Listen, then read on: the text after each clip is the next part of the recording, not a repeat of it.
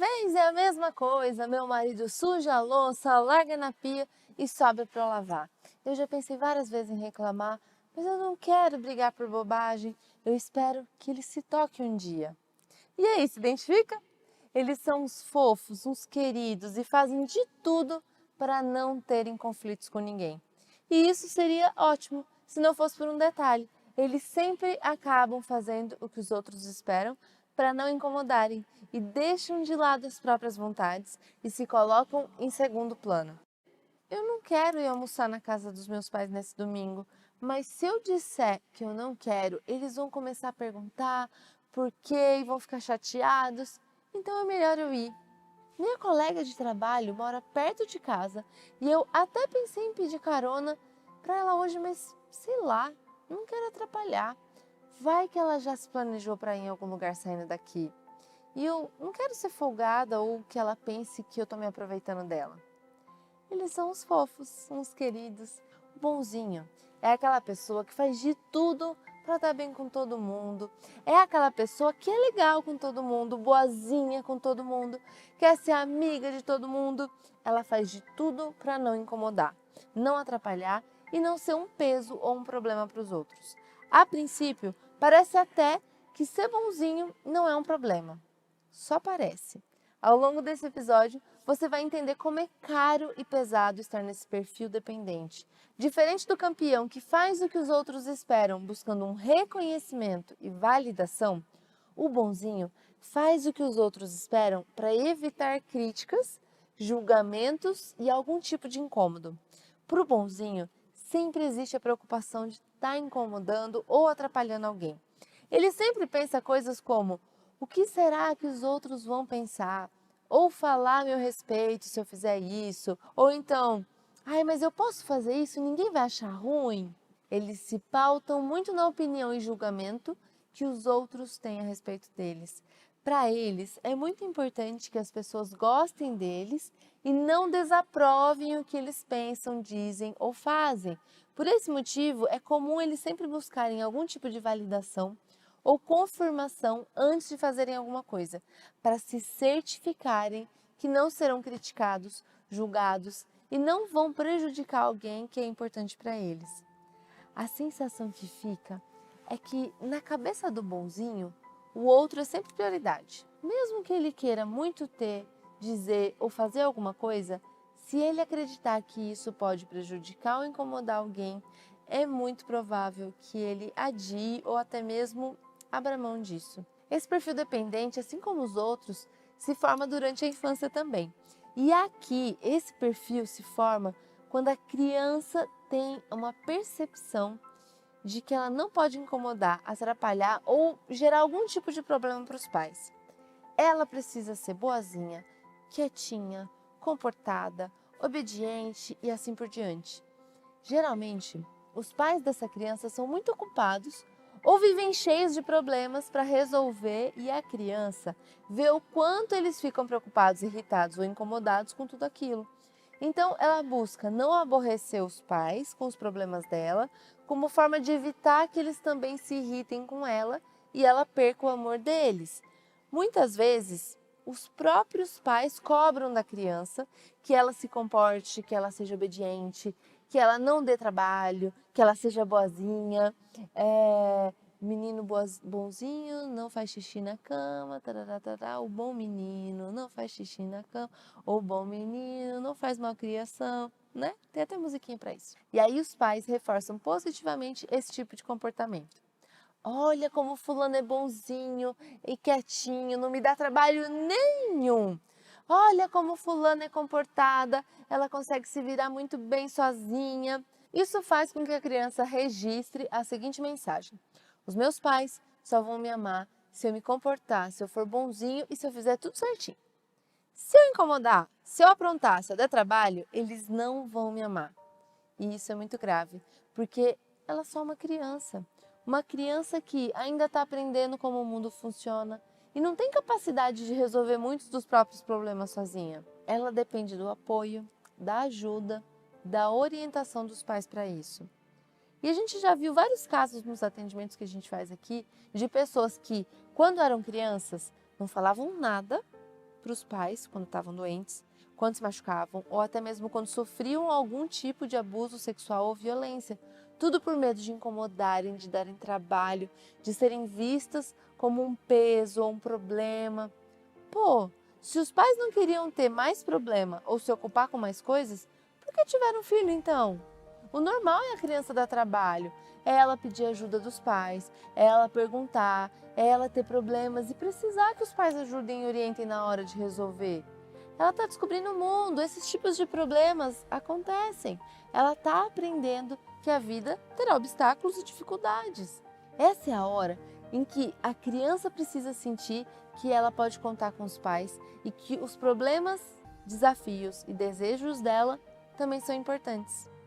De verdade, chega a ser desleal esperar que uma criança, com seus poucos anos de vida, tenha o mesmo discernimento e autonomia e capacidade de resolver problemas de um adulto que já viu e viveu muito mais do que ela. A mesma coisa vale quando os pais exigem ou cobram da criança que ela seja excessivamente comportada e obediente. Ou então quando batem, dão bronca ou ameaçam a criança caso ela não se comporte. Gente, é uma criança. Criança é agitada, é curiosa, ela vai querer mexer nas coisas, ela vai querer explorar o mundo, ela vai fazer pergunta. Quando ela for na casa de alguém, ela vai querer ver, mexer, entender aquele ambiente novo. Uma coisa é você educar e orientar a criança sobre limites, é você saciar a curiosidade dela e deixar claro o que é razoável e o que não é. Outra coisa é esperar que a criança fique sentada, quieta, como se fosse uma estátua sem fazer nada. Aí você não quer uma criança, você quer um bibelô. Depois de anos e anos vivendo várias situações em que ela precisa ser boazinha, comportada e não dar trabalho, o que vai acontecer com essa criança? Ela vai crescer acreditando que ela vive em um campo minado, que ela precisa ser cuidadosa com tudo que ela fizer, disser ou desejar para não atrapalhar ou incomodar ninguém. Afinal, na cabeça dela, se ela atrapalha e incomoda, ela não merece ser amada. Ela só merece ser amada se ela for boazinha, se ela fizer o que agrada os outros, se ela obedecer. E quando essa criança cresce, ela vira um adulto que continua agindo assim na relação com os outros. Vira aquela pessoa que a gente conhece como banana, pamonha ou castrada. Vira um adulto que continua se comportando como uma criança medrosa, que não quer dar trabalho, não quer incomodar, desobedecer os outros, por medo de não ser amado ou aceito. Vira o adulto que, quando recebe uma crítica ou acaba lidando com um problema ou conflito, perde o sono, fica angustiado e muitas vezes acaba cedendo ou procurando um jeito diplomático de resolver o que geralmente vai ser ruim para ele. Essa pessoa muitas vezes prefere e aceita suportar uma situação ruim ou desconfortável para evitar conflitos, problemas e críticas. Ela abre mão daquilo que ela realmente quer e deseja e aceita ficar com as sobras ou em um segundo plano para não ser vista como egoísta ou para não ser um peso ou prejudicar alguém. E muitas vezes, mesmo que ela esteja com problemas, dos mais simples aos mais sérios, ela vai tentar dar um jeito de resolver sozinha, sem incomodar ninguém. E isso vai ser muito sofrido e pesado para ela. Sentir que ela precisa sempre se virar sozinha, pois não pode ser um peso, não pode ser um incômodo ou um problema para os outros. O bonzinho passa a vida querendo não dar trabalho e justamente por isso torna a vida dos outros mais leve, mas ao mesmo tempo torna a própria vida extremamente pesada e difícil.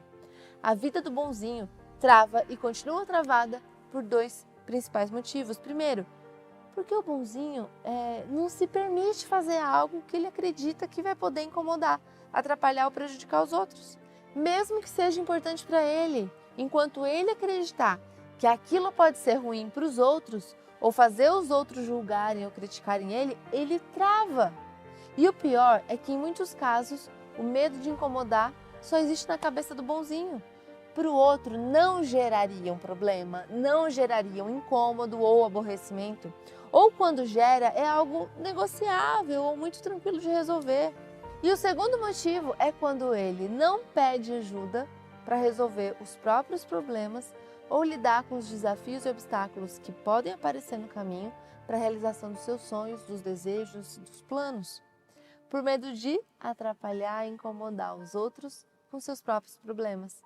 Ele acaba sofrendo em silêncio e carregando sozinho um peso desnecessário, enfrentando sozinho os próprios fantasmas e tornando o processo mais pesado e custoso do que precisaria ser. Agora você já sabe o que existe por trás de todo bonzinho. Se você é um bonzinho, agora você já sabe que não dá para tentar agradar todo mundo o tempo inteiro. Realizar os seus sonhos e projetos vai acabar gerando conflitos e desentendimentos e talvez até desaprovação de pessoas que são importantes para você. Talvez algumas dessas pessoas precisem ter o sossego perturbado em alguns momentos. Ou talvez elas tenham que lidar com algo que não desejam para que você possa seguir com a sua vida. E faz parte do jogo. E se você conhece um bonzinho, agora você já sabe o peso que essa pessoa escolhe carregar sozinha, muitas vezes, e o quanto que ela pode estar abrindo mão de coisas que são importantes para ela quando escolhe sorrir e te dizer: pode deixar, ou então, não tem problema, ou então, relaxa, tá tudo bem, eu não quero te incomodar. Talvez o melhor que você possa fazer por essa pessoa seja: 1. Não abusar da boa vontade dela, afinal, agora você sabe que mesmo ela não confrontando ou batendo de frente com você, ela está pagando um preço alto por acreditar que não será amada se for um peso e se incomodar. 2. Mostrar para essa pessoa que mesmo quando ela dá trabalho, faz algo que desagrada ou se posiciona e defende os interesses dela, ela ainda assim merece ser amada, aceita e admirada pelas qualidades dela. Agora, pensando nos traços de caracteres, quais deles têm maior tendência a assumir o perfil do bonzinho nas relações com os outros? O primeiro dos traços que tende a assumir esse perfil é o esquizoide. A dor básica desse traço é a rejeição e ao longo da formação do traço, o esquizoide ele já se sentia rejeitado e incomodando a mãe desde o útero. Os esquizoides costumam ser mais na deles e evitam contato com outras pessoas, em especial para evitar reviver a dor da rejeição. Então eles preferem não incomodar e não criar situações em que essa dor possa ser revivida. Na dor, o esquizoide tende também a imaginar cenários pessimistas e negativos. Então, quando ele está com algum problema ou vai tomar uma decisão que pode atrapalhar ou incomodar alguém, ele vive na mente dele várias situações em que existe um possível conflito e ele é rejeitado ou precisa lidar com esse conflito de alguma forma. É como se ele fizesse um teatrinho mental e ficasse ensaiando ou vivendo aquela situação de diversas formas, geralmente ruins. Isso desencoraja ainda mais o esquizoide a encarar as situações de conflito, se posicionar diante de algo ou mesmo pedir ajuda quando está com problemas ou dificuldades. Agora, o segundo traço que tende a ser mais bonzinho nas relações é o oral. E isso acontece porque os orais têm como dor básica o abandono. Ou seja, eles entendem que, para não serem abandonados e ficarem sozinhos, o melhor caminho é qual? É estarem bem com as pessoas e evitarem ser mal vistos e malquistos.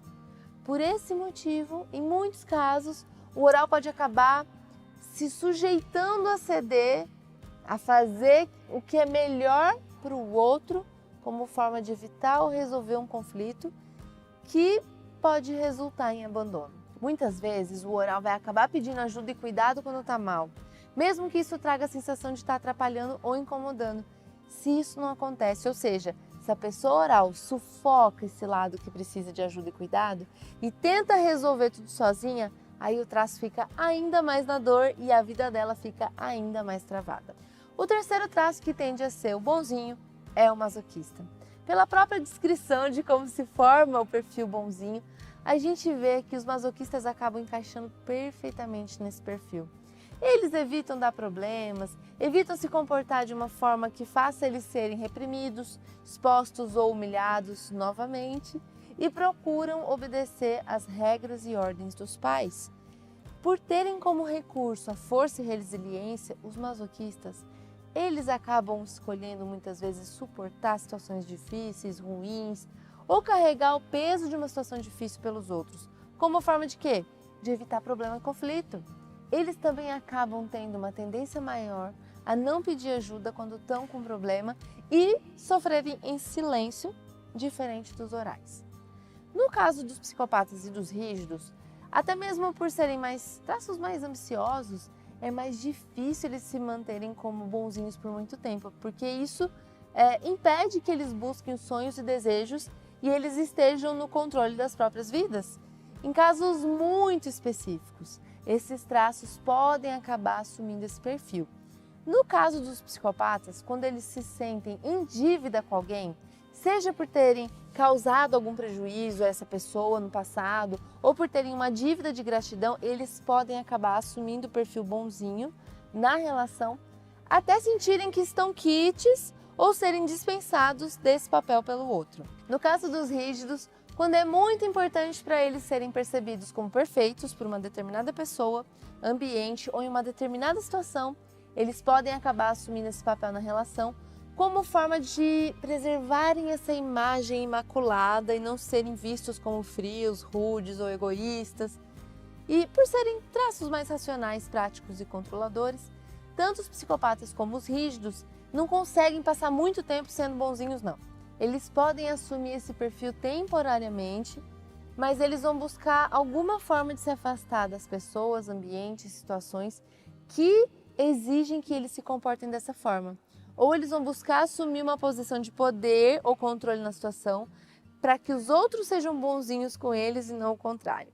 Beleza? Agora que você entendeu como funciona e como se forma o perfil do bonzinho, é hora de fazer suas anotações, deixar um comentário aqui com as suas percepções e refletir nas perguntas que eu vou te fazer.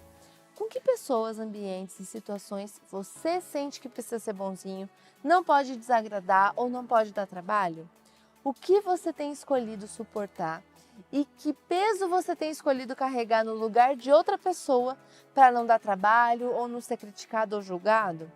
Que tipo de coisa você já tolerou para manter uma imagem de bonzinho, de legal, de fofo, de querido?